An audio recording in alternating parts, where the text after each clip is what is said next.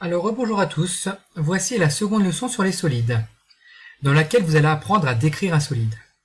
Pour décrire un solide, il vous faudra connaître 3 mots de vocabulaire.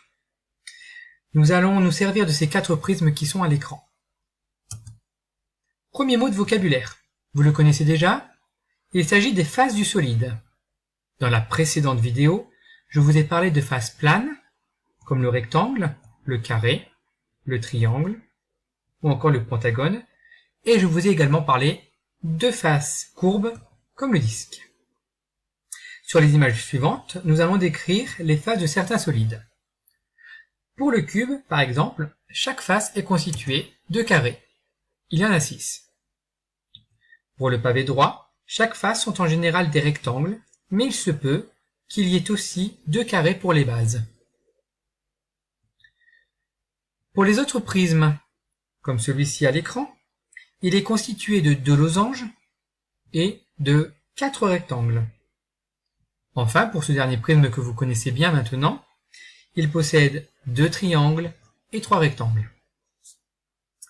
Second mot de vocabulaire, les arêtes. Alors là, je vous vois venir, mais ce ne sont pas les arêtes du poisson, pas du tout, malgré que l'orthographe est identique. Non, les arêtes dans les solides permettent de délimiter les faces du solide. Elles apparaissent ici en noir, regardez bien. Nous allons maintenant compter ensemble le nombre d'arêtes pour le cube et pour le pavé. Regardez, écoutez. Première arête, deuxième, troisième,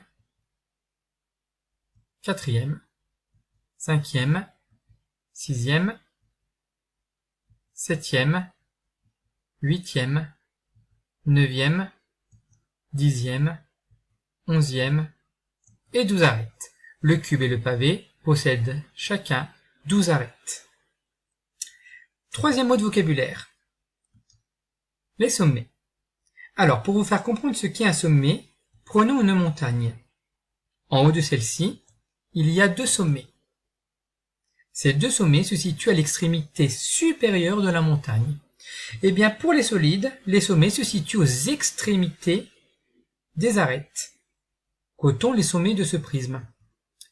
Premier, deuxième, troisième, quatrième, cinquième et sixième sommet.